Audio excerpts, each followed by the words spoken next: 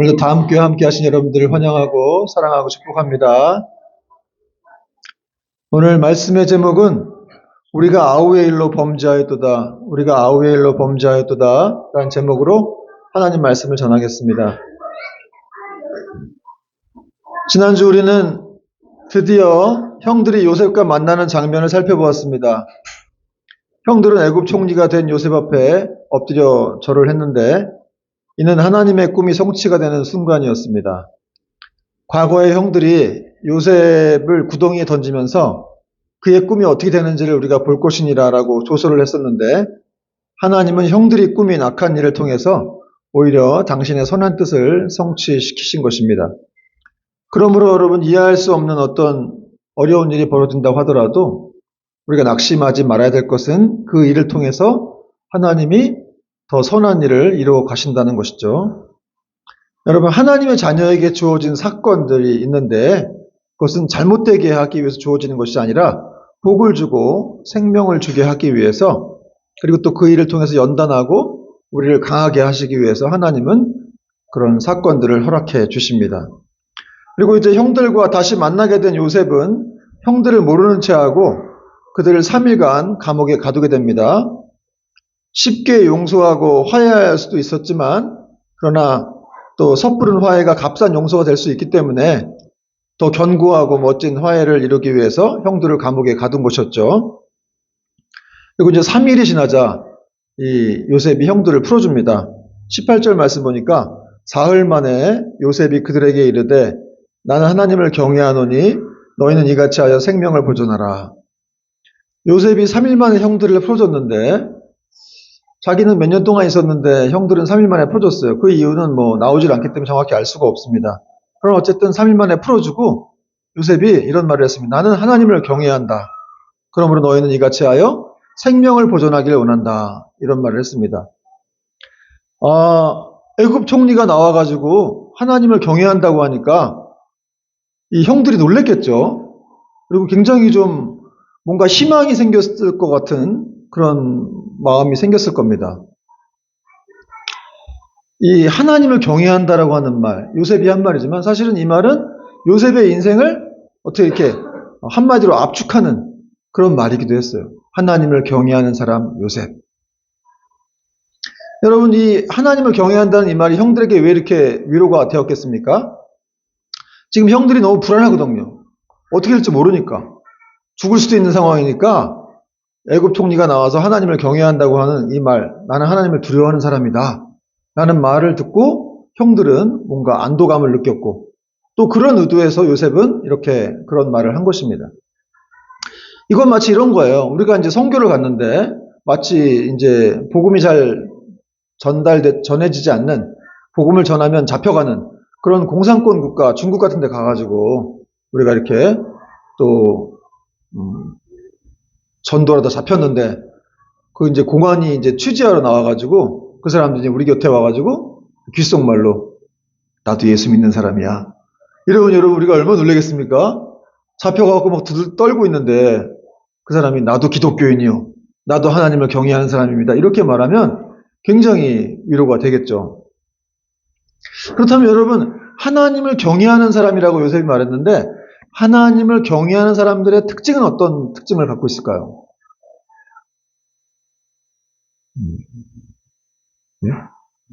네, 겸손하다. 그렇죠. 하나님을 경외하는 사람들의 특징은 겸손하다. 여러 가지 있겠지만 가장 중요한 건 오늘 말씀의 근거에서 생명을 살리는 사람이라는 거예요.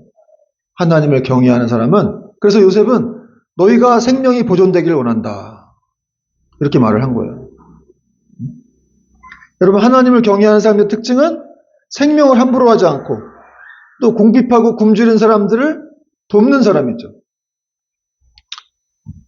그렇습니다. 여러분 하나님을 모르는 세상 사람들은 이렇게 막 살리기보다는 죽이려고 하고 비난하고 또 망신 주려고 하고 어렵게 만들려고 하고 또 경쟁자를 밟고 이렇게 지나가려고 하는 그런 태도들을 보이지만 하나님을 경외하는 사람들은 죽이려고 하는 게 아니라 무조건 살리려고 하는 거예요. 생명을 살리려고 하고 세우려고 하고 위로하려고 하고 격려하려고 하고 배려하려고 하는 그런 모습을 보여준다는 것이죠. 여러분, 이 세상에 하나님을 믿는 사람들 많죠. 나는 하나님을 경외합니다라고 말하는 사람도 많아요. 그러나 그런 사람들의 말을 들여다봐야 정말 이 사람이 하나님을 경외하는 사람인지 아닌지를 알 수가 있고, 태도를 보면 알 수가 있는 것이죠. 요셉과 같은 사람들이 하나님을 경외한다라고 말하면 정말 그렇게 인정할 수가 있지만, 그러나 하나님을 경외한다고 하면서 사람에 대한 어떤 생명을 살리는 그런 모습도 없고, 또 계속해서 위로하고 격려하거나 세워주는 모습도 없이 이렇게 비난하고 자꾸만 헐뜯고 망신 주려고 하는 이런 모습들은 그 사람이 하나님을 경외한다고 할 수가 없다는 것이죠.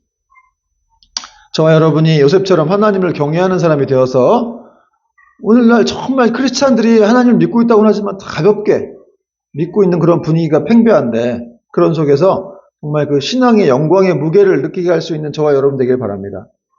형들을 풀어준 요셉은 너희 중에 한 사람은 옥에 갇히고 나머지는 고향에 내려가서 곡식 가지고 가서 이제 부양 가족을 먹여 살려라. 그리고 이제 막내 아우를 데려와라. 그렇지 않으면 너희가 죽으리라. 요셉이 이제 이런 말을 하죠. 19절부터 20절 보니까 너희가 확실한 자들이면 너희 형제 중 한 사람만 그 옥에 갇히게 하고 너희는 곡식을 가지고 가서 너희 집안의 굶주림을 구하고 너희 막내 아우를 내게로 데리고 오라. 그러면 너희 말이 진실함이 되고 너희가 죽지 아니하리라 하니 그들이 그대로 하니라. 원래는 다 가두고 한 사람만 보내려고 했는데 그러면 곡식을 많이 못 갖고 가잖아요. 그러니까 한 사람만 갇히게 하고 나머지 형들은 다 보냈습니다. 그러니까 요셉의 배려죠. 여러분, 요셉이란 사람은 참 말 한마디도 정말 이렇게 신중하게 아주 꼭 그 맞는 말을 하고, 이렇게 행동도 거기에 걸맞는 행동들을, 지혜로운 행동들을 해서 사람들을 잘 이렇게 세우고 배려를 합니다. 그의 어떤 이런 세심한 배려나 이런 말 한마디, 신중한 말 한마디는 어디서 나왔을까요? 그 근거가 어디 있을까요? 그가 바로 하나님을 경외하는 사람이었다는 것이죠. 거기서부터 온 거예요. 하나님을 경외하기 때문에 함부로 말하지 않고 신중하게 말하고 세워주는 말을 하고 격려의 말을 하고 또 지혜롭게 또 이렇게 행동을 해서 사람들에게 유익을 끼친다는 것이죠. 이제 지혜로운 요셉의 말을 듣고 형들은 이렇게 반응을 합니다. 21절 말씀 같이 한번 읽겠습니다. 시작. 그들이 서로 말하되 우리가 아우의 일로 말미암아 범죄하였도다. 그가 우리에게 애걸할 때에 그 마음의 괴로움을 보고도 듣지 아니하였으므로 이 괴로움이 우리에게 임하도다. 요셉이 형들을 감옥에도 보내고 또 연이어서 이렇게 또 너희 중에 한 사람 볼모로 잡히고 나머지는 다 이렇게 고향에 갔다가 막내 동생 데려와 이렇게 얘기를 하면서 막 몰아붙였더니 드디어 이제 요셉의 형들이 회개를 하고 자기 죄를 고백하고 회개했습니다. 우리가 아우의 일로 말미암아 범죄하였도다. 이걸 원문에 가깝게 직역을 하면은 이런 말이에요. 우리는 참으로 죄를 범한 자들입니다. 참으로가 들어갔어. 우리는 참으로 죄를 범한 자들입니다라고 형제들이 모여서 이렇게 탄식을 했다는 거죠. 여러분, 형들은 지금 형제들 중에 한 명은 감옥에 갇히게 되고 또 이렇게 자기들이 어찌할 수 없는 그런 시련을 만나게 되자 이 베냐민 데리고 오는 게 얼마나 힘들어요. 아버지가 보내주겠어요? 그러니까 베냐민도 데리고 와야 되는 그런 어쩔 수 없는 시련. 근데 안 데리고 가면 죽을 수밖에 없는. 그러니까 이 고난이죠, 고난. 이런 고난을 만나자 이들이 자기 죄를 토로하고 회개를 한 거예요. 여러분, 죄인들이 가장 어려워하는 게 뭡니까? 죄를 고백하는 거예요. 죄를 고백하고 자기 죄를 인정하는 것입니다. 그런데 이렇게 지혜로운 요셉을 만나서 형들이 자기 죄를 토로하고 회개했다는 것이죠. 여러분, 사실 어떤 죄도 이렇게 한 번에 고쳐지기가 어려워요. 그래서 아이들도 말 안 듣고 뭐 거짓말하고 이런 것도 한 번에 고쳐지지가 않기 때문에 오랜 시간이 걸립니다. 그래서 엄포도 놓고 막 책망도 하고 이러면서 그런 아이들과 어떤 그런 싸움들이 있죠. 그 싸움을 승리해야만 그걸 고칠 수가 있는 것이죠. 사람이 한 번에 막 이렇게 몰아붙였다고 해서 뭔가 토로하고 하는 것이 아니기 때문에 또 깊은 고난, 이런 어려움 속에 사람은 결국 이렇게 자기 죄를 토로하고 또 회개를 하면서 하나님을 깊이 만나게 되는 것입니다. 이렇게 돌이키고 고백하는 것이 바로 진정한 용서의 시작이 되는 것이고 또 회개가 없이는 진정한 용서도 없는 것이죠. 여러분, 이 세상에 용서받지 못할 죄가 있습니까? 있나요? 아유, 저런 잔악무도한 뭐 이런 아주 살인마들 뭐 이런 사람 있잖아요. 사실은 근데 이 세상에 용서받지 못할 죄는 없습니다. 그리고 아무리 많은 죄도 다 용서를 받을 수가 있어요. 문제는 뭐냐? 다만 그 죄를 고백하지 않고 토해내지 않기 때문에 그래서 용서를 받지 못하는 거예요. 그 죄를 고백하고 토해내면 용서를 받을 수밖에 없죠. 그러므로 우리가 중요한 건데 살아가면서 죄를 지었을 경우에 그 죄를 인정하고 고백하는 거 굉장히 중요합니다. 그럴 때 우리는 참 회복과 자유가 주어지게 되는 거예요. 여러분 죄 지은 사람들 잠 못 자죠? 못 자요. 여러분 악인에게는 평강이 없다고 하셨기 때문에 죄를 지은 사람들은 잠 못 잡니다. 평안한 것처럼 보이지만 평안하지 않아요.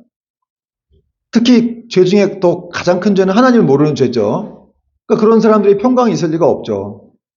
그런데 하나님을 아는 사람도 평강이 없는 이유는 뭐예요? 하나님을 알고 있음에도 불구하고 평강이 없다. 그러면 그만큼 하나님하고 멀어져 있는 거예요, 자기가. 하나님 늘 가까이 계시지만 자기가 이렇게 우리가 죄인이기 때문에 계속해서 하나님과 멀어져 있다고 생각하기 때문에 평강이 없는 겁니다. 여러분 정말 죄를 지었을 때 그것을 그래서 사실은 이게 신앙적인 회복이 빨리빨리 오려면 회개를 자주 해야 돼요. 하나님 앞에서. 우리가 이제 맨날 대표 기도할 때도 회개 기도하고 하는데 그렇게 회개 기도를 통해서 하나님과 거리를 좁히는 거죠. 하나님은 거룩하신 분이기 때문에 사실 죄가 아예 없는 분이에요. 그러니까 우리 같은 죄 많은 인간들하고는 사실은 이게 거리가 너무 먼 거죠. 그러나 예수님의 그 십자가의 보혈로 말미암아 우리가 이렇게 하나님과 가까워지죠. 원수였던 사이여서 아주 지금은 아주 화평한 사이가 됐습니다. 그걸 믿을 때 그리고 회개하고 나아갈 때 주님과 더 가까이 가서 이제 평안한 친밀한 그런 은혜를 누리게 되는 겁니다. 저도 이번에 목회자 세미나 가가지고 양육받으면서 죄 고백하는 시간이 많아가지고 저도 많이 고백했습니다. 회개도 많이 하고 예전에 누구 미워하고 막 하나님 원망하고 이런 거 그럼 뭐 개척하고 나서 또 다 하나님 원망하고 이런 것들 다 회개하고 막 고백도 하고 물론 이제 예수 믿기 전에 지었던 죄들도 있는데 그런 것들도 이제 생각나는 거는 또 고백하고 회개를 하고 그랬어요. 그러니까 사실 그 뭐 목회자 세미나뿐만 아니라 제가 예수 믿고 난 다음에 돌이켜 보니까 예수 믿기 전에 정말 죄 지은 게 많더라고요. 뭐 유흥지점에 간 거 뭐 이런 것 다 생각나니까 그런 것들을 다 이렇게 고백하게 되고 내가 이렇게 죄인이었구나. 근데 나는 그런지도 모르고 살고 있었는데 이렇게 예수 믿고 나니까 그게 다 죄인 줄 알았다. 이제 이런 게 깨달아지는 거예요. 그래서 사실 얼마나 감사한 거예요. 나는 예수 안 믿었으면 계속해서 죄를 짓고 살았겠죠. 여러분 세상에서 가장 축복은 예수 믿고 이 자리에 앉아서 예배드리는 거예요. 이보다 더 큰 축복은 없습니다. 더 큰 행복은 없다는 거예요. 여러분 또 죄를 고백하고 회개하는 사람들이 중요한 이유는 그렇게 자기 죄를 고백하고 회개하는 사람들은 자기 죄를 보기 때문에 다른 사람을 잘 정죄하지 않습니다. 잘 비난하지 않죠. 그런데 자기 죄를 못 보면 자기가 받은 상처만 생각해요. 그래서 내 상처만 제일 크고 내가 누구에게 준 상처는 별로 생각을 못하고 그래서 여러분 그런 의미에서 이 큐티나 말씀을 통해서 자기 죄를 볼 수 있다라고 하는 거. 자기 눈 안에 있는 들보를 보라고 예수님 말씀하셨잖아요. 그 들보를 봐야 다른 사람 속에 있는 그 작은 그런 걸 용서할 수가 있다는 거예요. 여러분 어쨌든 적용을 좀 해보면 여러분은 자기 죄를 잘 이렇게 고백하고 인정하는 사람입니까? 아니면 변명하고 또 죄인인 줄 모르고 이렇게 또 그렇게 살아가는 사람입니까? 어쨌든 오늘 형들이 이렇게 어찌할 수 없는 시련을 통해서 자기 죄도 보고 고백하게 됐는데 그러므로 이 고난이라고 하는 것, 고난을 만나니까 어찌할 수 없는 시련을 만나니까 이렇게 고백하고 또 회개를 하게 된 거라서 사실 고난이라고 하는 게 우리가 피해야 할 어떤 저주스러운 그런 게 아니라 사실 고난은 결국 하나님의 사랑이에요. 물론 이제 죄 때문에 고난이 오는 건 아닌데 만약에 우리가 죄를 져서 고난이 오는 경우에는 이렇게 자기 고난에 대해서 이렇게 고백을 하고 회개하고 또 그 고난을 만나게 해주신 하나님께 감사 기도를 드려야 돼요. 여러분 하나님이 우리를 얼마나 사랑하면 그런 고난이라도 주셔가지고 이렇게 또 고백하게 하시겠어요? 그렇죠? 결국 그것은 우리를 살리는 길입니다. 여러분 사사기 성경이 다 그런 내용 아니에요? 이스라엘 백성이 맨날 죄를 지으니까 하나님이 대적을 보냈어요. 고난을 줬어요. 근데 얘들 또 맨날 부르짖어. 그때도 사사, 구원자를 보내가지고 그들을 구원하시는 내용이 그게 사사기예요. 계속 죄 짓고 또 하나님이 대적을 보내고 그럼 또 막 괴로워서 부르짖고 그럼 또 하나님이 또 사사 구원자를 보내서 또 이스라엘을 또 건져주시고 하여간 그 사사기 읽으면서 야 어떻게 이렇게까지 오랫동안 죄를 지을 수가 있을까 정말 징글징글하다. 이놈의 그 사람들이 문제가 아니라 사실은 그 죄가 징글징글한 거예요. 그 죄가 그 사람을 이렇게 올가매면 벗어날 수가 없어요. 계속 죄 짓고 그럼 또 하나님이 또 고난을 주고 그럼 또 부르짖고 그럼 또 이렇게 회개도 하셔서 또 구원자를 보내셔서 또 회복이 되는. 어쨌든 여러분 이렇게 그렇게 우리가 고난 당하고 어려울 때마다 하나님이 계속 이렇게 도와주신다는 거, 부르짖을 때마다 도와주시고 이끌어 주신다는 것 자체가 너무너무 감사한 것이지. 자, 그리고 이제 형제들이 우리 애가 요셉에게 범죄했다고 고백하자 장남 르우벤이 나서서 말을 하죠. 22절 보니까 르우벤이 그들에게 대답하여 이르되 내가 너희에게 그 아이에 대하여 죄를 짓지 말라고 하지 아니하였더냐? 그래도 너희가 듣지 아니하였느니라. 그러므로 그의 핏값을 치르게 되었도다 하니 23절 그들 사이에 통역을 세웠으므로 그들은 요셉이 듣는 줄을 알지 못하였더라. 여러분 지금 이 말은 이런 상황에서 르우벤이 할 말이 아닌데 사실 르우벤이 동생들을 제지한 건 맞죠. 그러나 적극적으로 가서 막 말리거나 책망하지 않았어요. 결국 르우벤도 동조한 거죠. 요셉을 이렇게 팔고 이렇게 한 것에 동조한 이 죄인인데 자기가 지금 이렇게 장남으로서 이렇게 이 자리에 나와가지고 차라리 그냥 뭐라고 얘기해야 될 것 같아요? 다 내 잘못이다. 내가 너희들을 더 적극적으로 말리고 하지 말게 했어야 되는데 내가 부족한 탓이다. 나를 용서해다. 이렇게 말해야 맞는데 거봐라고 내가 뭐라 그랬냐고. 팔지 말라 그러지 않았냐고. 그러니까 지금 이렇게 그 핏값에 대한 우리가 대가를 치르고 있다고. 이렇게 지금 말을 한 겁니다. 애꿎은 동생들만 계속 이렇게 비난하는 그런 장남 르우벤의 모습을 볼 수가 있죠. 여러분 르우벤이 마지막에 핏값이라는 말을 했어요. 핏값. 이거 맞는 말이에요. 그 요셉에 대한 핏값을 치르고 있다는 거죠. 얘네들은 이제 요셉이 죽은 줄 알고 있잖아요. 그러니까 요셉에 대한 핏값을 우리가 지금 치르고 있다. 그래서 약간 뉘우친다 이런 의미인데 이 핏값은 맞는 말이에요. 여러분 사실 신앙이라고 하는 건 누군가의 핏값을 대신해서 우리가 살고 있다는 것을 아는 것이거든요. 여러분이 사실 우리는 빚진 자의 심정으로 살아야 하는 거예요. 여러분 우리는 누구의 핏값으로 이렇게 지금 살고 있습니까? 예수님의 핏값으로. 우리는 우리를 위하여 대신해서 죽으신 그 예수 그리스도의 핏값으로 이렇게 죄와 사망의 속박에서 벗어나서 새 생명을 얻고 자유와 기쁨 속에서 살아가는 존재가 된 것입니다.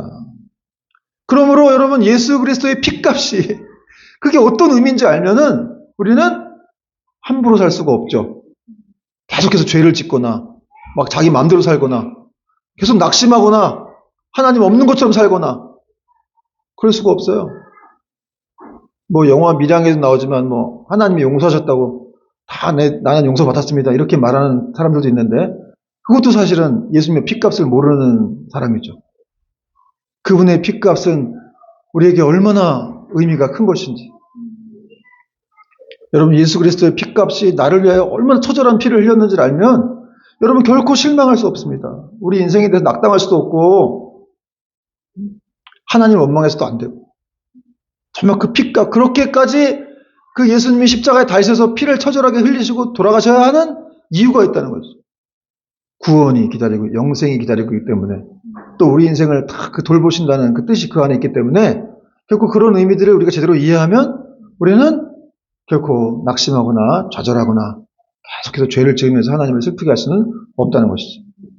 자, 이제 형들의 얘기를 듣던 요셉이 감정이 북받쳐 오릅니다. 24절 보니까 요셉이 그들을 떠나가서 울고 다시 돌아와서 그들을 말하다가 그들 중에서 시므온을 끌어내어 그들의 눈앞에서 결박하고 요셉이 형들 얘기 듣고 울었어요. 이제 거기서 울긴 뭐하니까 밖에 나가서 울고 돌아왔거든요. 요셉이 왜 울었을까요, 여러분? 네? 그렇죠. 그때 생각이 나겠죠. 그리고 이제 여러 가지 망감이 교차하겠죠. 그때 생각도 나고, 또 자기 앞에서 막 이렇게 막 두려워 떨고 있는 형들 보니까 불쌍하잖아요. 요셉이 통쾌해서 울었을까요? 여러분, 통쾌하면 울음이 안 나오죠. 회심의 미소를 짓죠, 회심의. 원수가 내 앞에서 지금 떨고 있는데, 떨고 막 부들부들 걱정하고 있는데, 그게 만약에 형들을 용서하지 않았던 거였다면, 요셉은 아주 속 시원하면서 막 회심의 미소를 지었을 텐데, 그러나 요셉은 형들을 용서했기 때문에 불쌍해 보이니까 울었던 거예요. 여러분, 우리도 이렇게 요셉과 같은 모습으로 살아야 될 줄 믿습니다. 원수들의 괴로움까지도 함께 슬퍼하고 원수의 고통으로 인해서 아파하는 사랑을 지녀야 한다는 거예요. 왜냐하면 우리도 하나님과 원수였는데 하나님이 자기 아들을 주셔서 우리에게 새 생명을 주셨기 때문에 그렇습니다. 그래서 예수님의 사랑, 하나님이 나를 얼마나 사랑하셨는지를 그걸 알면 다른 사람을 막 이렇게 막 원수처럼 대할 수가 없어요. 요셉은 시므온을 끌어내서 그들의 눈앞에서 이렇게 결박을 했습니다. 그리고 사람들에게 명해서 이제 형들의 자루에다가 돈도 다시 넣어주고 또 곡식도 넣어줘서 집으로 보냈습니다. 이 형들이 이제 자기 곡식을 가지고 나귀를 타고 이제 돌아가는 가운데 여관에 들렸던 것 같아요. 근데 거기 들려서 자루를 열어보니까 갑자기 거기에 돈이 있는 거예요. 아주 화들짝 놀랍니다. 26절과 27절 보니까 그들이 곡식을 나귀에 싣고 그곳을 떠났더니 한 사람이 여관에서 나귀에게 먹이를 주려고 자루를 풀고 본즉 그 돈이 자루 아귀에 있는지라. 28절 같이 한번 읽어봅시다. 시작. 그가 그 형제에게 말하되 내 돈을 도로 넣었도다. 보라 자루 속에 있도다. 이에 그들이 혼이 나서 떨며 서로 돌아보며 말하되 하나님이 어찌하여 이런 일을 우리에게 행하셨는가 하고. 형들이 여관에 들어가서 나귀에게 먹이 주려고 자루를 풀었더니 갑자기 자기들이 준 돈이 거기에 다 들어가 있는 거예요. 그러니까 형들이 아주 혼비백산했습니다. 너무 두려워갖고 떨면서 아이고 하나님이 어찌하여 이런 일을 우리에게 행하셨는고 라고 탄식을 했다는 거예요. 뭔가 잘못돼서 지금 화가 미칠 것 같으니까 드디어 이 형들의 입속에서 처음으로 이제 하나님이란 단어가 튀어나왔어요.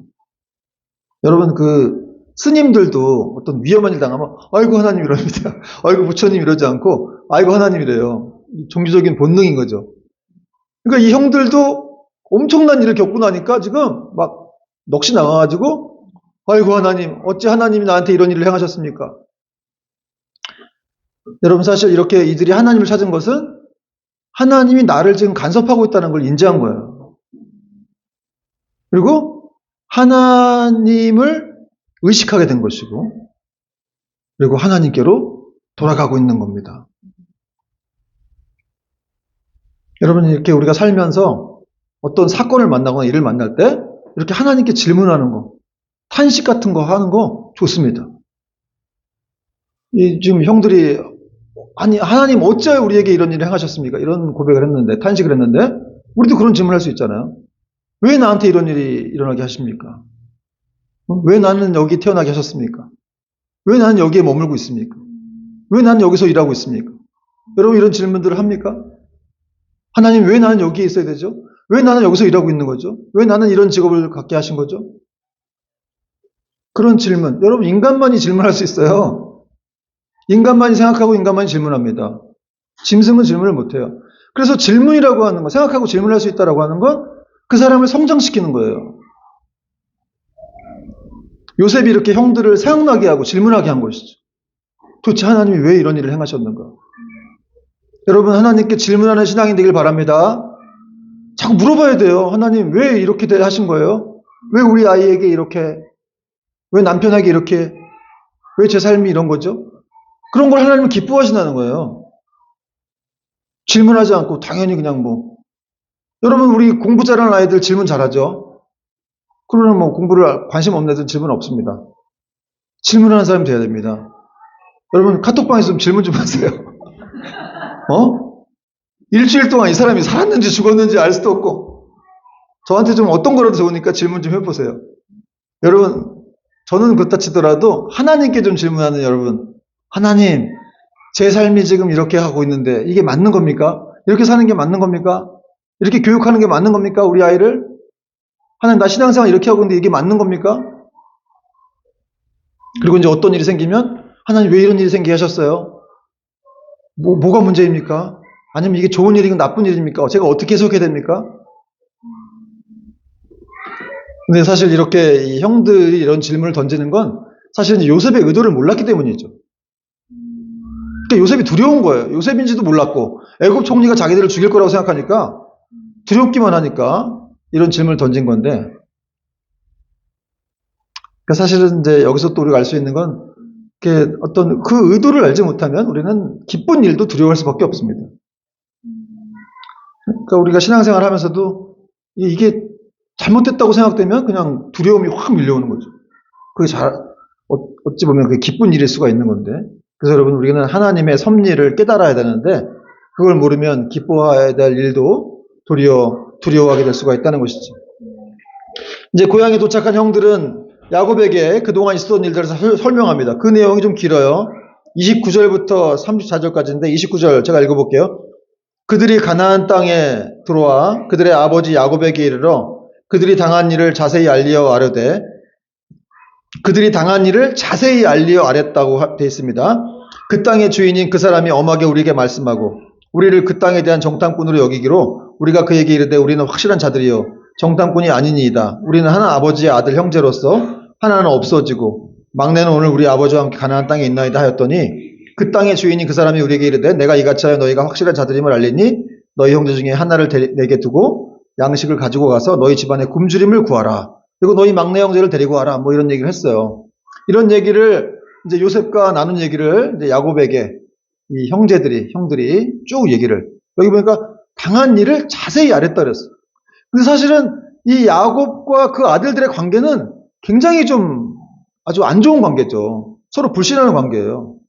특히 야곱은 자기 아버지 이삭도 속여가지고 좀 누구를 못 믿는 그런 성격이기도 하고, 또 아버지를 속이고 했던 것들이 있었기 때문에 자기 아들들도 이렇게 좀 잘 못 믿고, 또 그 아들도 이렇게 아버지를 속여가지고 요셉이 또 그런 일도 발생했고 했기 때문에 서로의 관계가 참 안 좋습니다.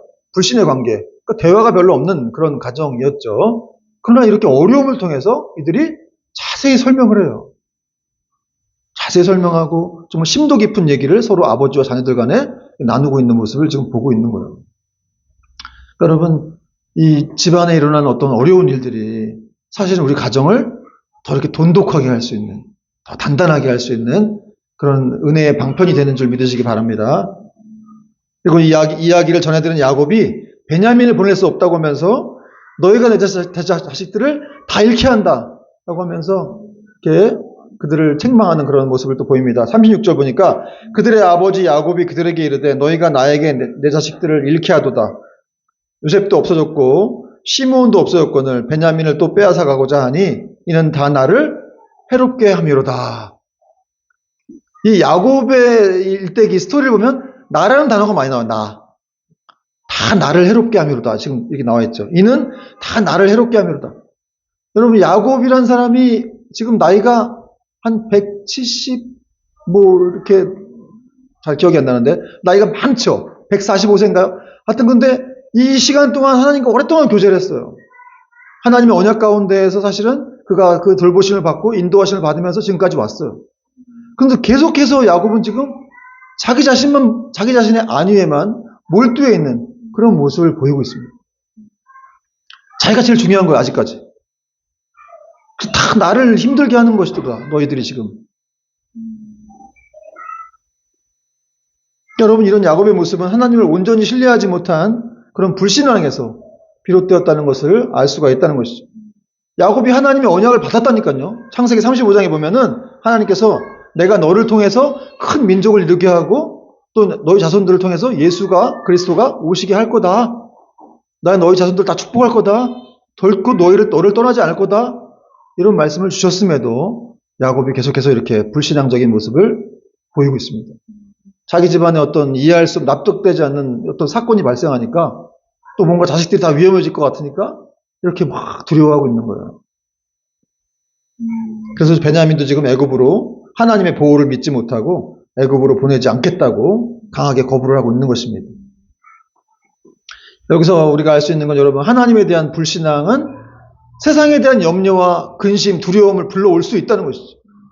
하나님을 못 믿으면 그런 세상에 대한 염려와 근심이 다 밀려 들어오는 거예요. 그러나 만약 성도가 진정 하나님, 전능하신 하나님의 도우심과 보호를 믿는다면 우리는 아무것도 염려할 필요가 없습니다. 여러분 진짜 하나님을 믿습니까? 여러분과 함께 하시는 그 전능하신 하나님, 여러분을 위해서 자기 아들까지 내어주신 그 아들을, 그 하나님의 사랑을 믿는다면 우린 결코 어떤 것 두려워할 필요가 없다는 것이죠. 여러분, 하나님은 지금도 온 세상을 주관하고 계시고 역사를 친히 주관하고 계시고 생사화복의 주인 되시는 분이세요.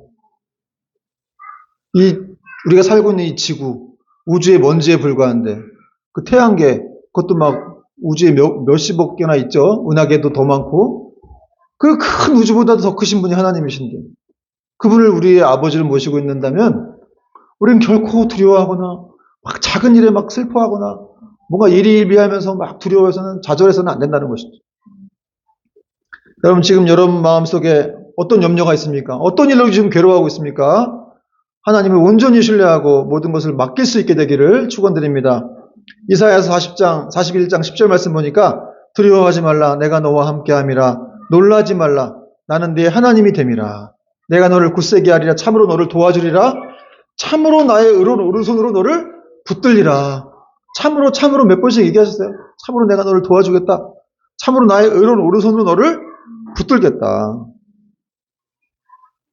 베냐민을 보낼 수 없다는 야곱의 단호한 거절에 르우벤이 또 나섭니다.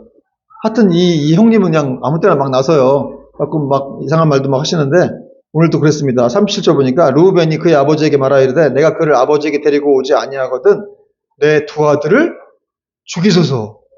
그를 내 손에 맡기소서. 내가 그를 아버지에게 데리고 돌아오리이다. 뭔가 르우벤은 어떤 충정심으로 이렇게 좀 정말 이렇게 하겠다는 마음으로 이렇게 한 것 같은데 어쨌든 간에 자기 두 아들을 또 죽이겠다는 할아버지 보고 두 아들을 죽이라고 하는 그런 또 엄청난 그런 또 말을 하는데요. 사실은 이 모습은 어떻게 보면 이 형제들 중에 처음으로 그래도 이제 다른 형제를 위해서 희생하겠다고 하는 그런 모습을 또 보여주고 있는 그런 장면입니다. 그러나 르우벤의 이 희생적인 태도에도 야곱은 여전히 자식들을 불신하고 원망합니다. 38절 같이 읽겠습니다. 시작. 야곱이 이르되 내 아들은 너희와 함께 내려가지 못하리니 그의 형은 죽고 그만 남았음이라. 만일 너희가 가는 길에서 재난이 그에게 미치면 너희가 내 흰머리를 슬퍼하며 스올로 내려가게 함이 되리라. 요셉에 이어서 베냐민까지 죽으면 나는 진짜 지옥으로 내려갈 거야. 난 너희들이 날 죽게 하는 거야. 이렇게 말하는 야곱의 모습에서 처량함과 함께 비장함까지 느끼게 됩니다. 그럼 이렇게 야곱은 하나님의 섭리를 알지 못하기 때문에 베냐민에 대해서 계속 집착을 하면서 그를 잃을까봐 그렇게 두려워했던 것이죠. 여러분, 뭐 야곱의 모습이 인간적으로 이해가 안 되는 건 아닌데요. 요셉도 이렇다고 생각했기 때문에 베냐민마저 이러면 안 된다고 생각을 해서 이렇게까지 막 원망하고 불신했지만 사실은 문제는 뭐였냐? 그가 하나님의 약속을 잊어버렸다는 것에 그 문제가 있었다는 것이죠. 하나님의 말씀을 믿었다면, 그분을 진짜로 신뢰했다면, 이렇게까지 불안해하고 자식들을 원망하지는 않았을 거죠. 그런데 여러분, 이 야곱의 모습은 바로 우리의 모습이기도 합니다. 우리도 오랜 시간 잘 믿고 있는 것처럼 보이지만 또 어떤 때 문제가 닥치면 또 막 우왕좌왕하고 막 그냥 불안해하고 막 도대체 이게 어떻게 된 건가? 내가 잘못되는 거 아닌가? 내 인생 잘못되는 거 아닌가?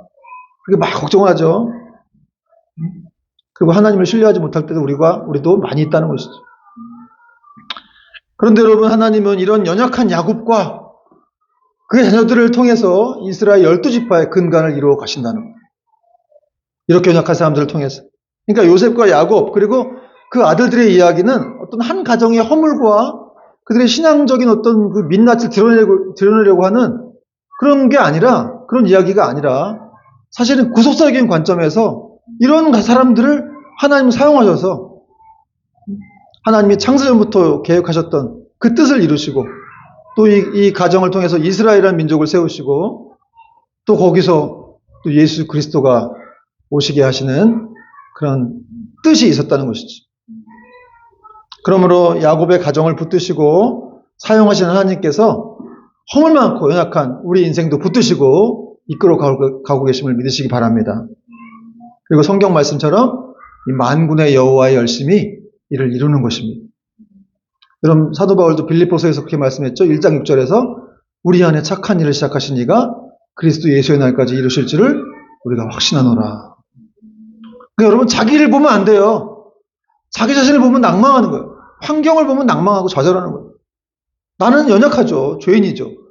그러나 나를 보지 말고 내 안에 계신 예수님을 바라봐야 돼요. 그리스도를 바라볼 때 우리는 소망 가운데 기쁨 가운데 살아갈 수 있게 될 것입니다. 그리고 그분이 이루실 것입니다. 또 이러한 믿음으로 한 주간 또 승리하는 저와 여러분 되기를 주님의 이름으로 축원드립니다. 아멘.